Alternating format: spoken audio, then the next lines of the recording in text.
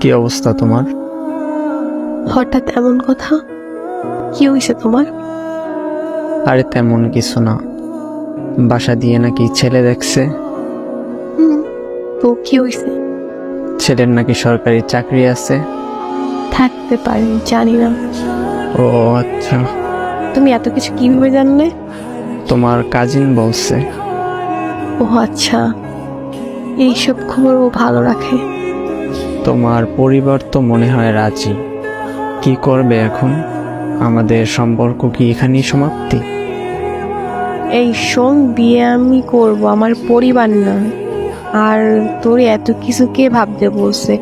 তোর সামনে পরীক্ষা, তুই পড়াশোনায় মনোযোগ দে। আমি তোর ছিলাম, তোর আছি, তোরই থাকবো। তুই পরীক্ষাটা দে আগে, তারপর হাত ধরে নতুন জীবন শুরু করব। সত্যি তো? হ্যাঁ সত্যি। তোর হাত ধরছি কি অন্য কারো হয়ে যাবো এই জন্য নাকি? শেষ অব্দি তোর সাথে থাকবো, এটা মাথায় রাখ। পড়তে যা এখন। আচ্ছা।